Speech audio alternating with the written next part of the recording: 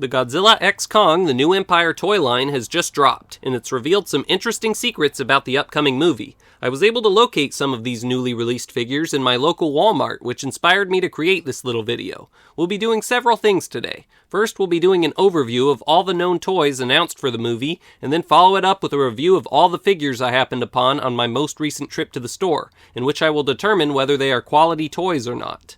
That's all next on today's episode of The Toku Professor.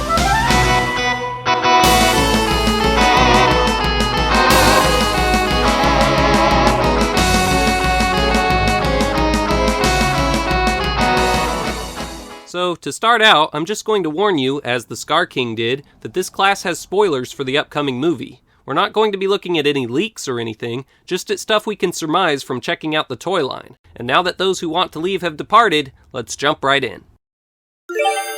Shimo is here. The Godzilla x Kong toy line, which mostly consists of toys by the company Playmates, has unveiled several figures of a titan known as Shimo, whose name apparently means frost in Japanese.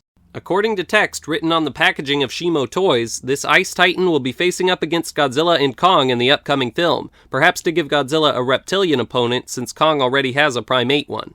Shimo apparently has unstoppable, world-ending powers and can fire a frost breath. Several Shimo figures are available, including a die-cast Metal Figs version, a 6-inch one by Playmates, and another with blue markings on it that comes in a diorama set along with a Godzilla figure, which I was able to pick up. I've seen a few other types online as well.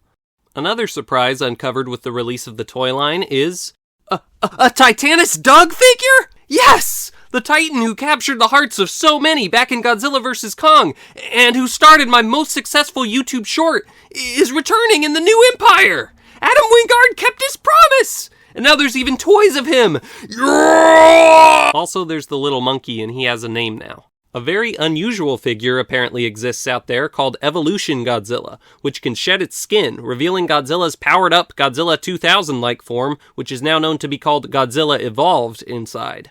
I don't know if I really like the idea of Godzilla shedding his skin like that very much. I kind of hope it plays out a little differently in the movie.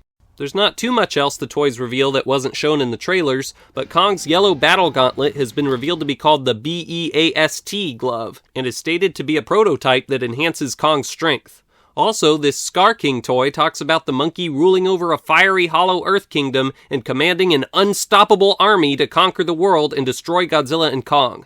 Everything's unstoppable. What's the point of even going to see the movie? According to the toys, there is no way to stop the antagonists. Better just give up now, Godzilla and Kong. The last possible secret I noticed was in this Kong vs. Skar King Lava Falls diorama set, in which Kong has all these red markings that could be burns all over him. Whether these appear on the Titan in the movie remains to be seen. I'm also guessing based on this set that Kong will battle the Skar King in the lava waterfall area at some point. Here are all of the other toys I know of that were revealed for the toy line. I saw all of these ones at Walmart, so we'll be reviewing them shortly. Before doing that though, we'll finish this overview by discussing a few more I didn't spot, beginning with these SH Monster Arts figures, which, to tell the truth, to me look extremely similar to those created for the previous movie. But I'm sure eventually, at some point down the line, they'll unveil a Godzilla Evolved and a Kong with his Beast Glove though. There are also some Mega Constructs toys, if you like those, and hollow Earth crystals that come with a random figure. Okay, now for the review. Here are the Playmates figures I ran across at the store.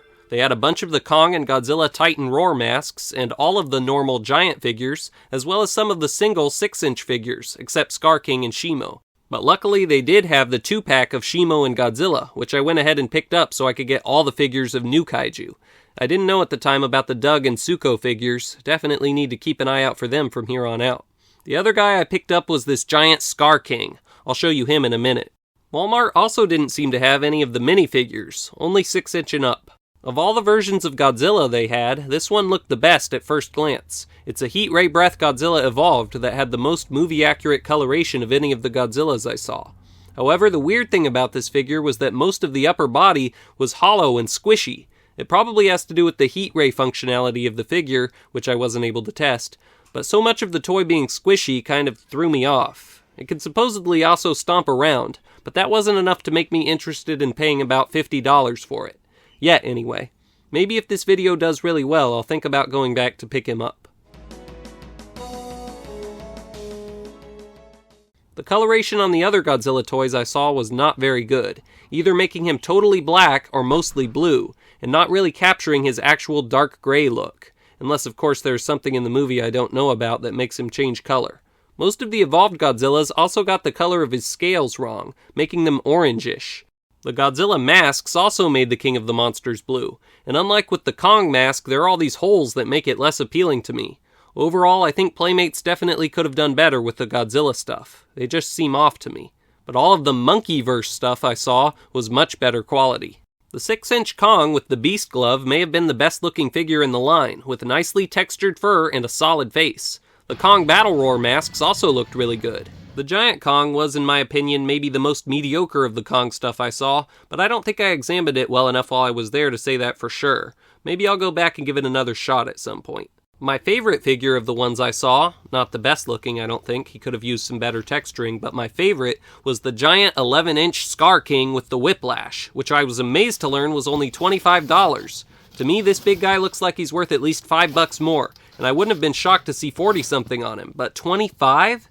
I was really happy to pick this guy up. You don't see a really big figure of a Godzilla kaiju other than the King of the Monsters himself or maybe Kong very often, so seeing him made me pleased. And now he's mine. Woohoo! I haven't removed any of my figures from the packaging yet. Maybe I will if I ever do an in-depth figure review, but both display quite well without being opened, so if not, I plan to leave them just as they are. The Godzilla and Shimo pack was also a good deal at around $19 for two pretty good-sized figures. I'll admit that both figures look a little cheap, with the Godzilla's colors again looking pretty off, and I'm looking forward to hopefully seeing a much better looking movie monster series version of Shimo at some point down the line, but at $19 I can't complain. In fact, I'm quite happy to have them. And I think that's everything I wanted to cover today. Hopefully you learned something today, students. In our next class, we'll be covering the complete history of the kaiju Pestar, and then we'll probably follow that by covering a Super Sentai monster, so my poor Sentai fan students don't starve. And then... wait. I'm unstoppable.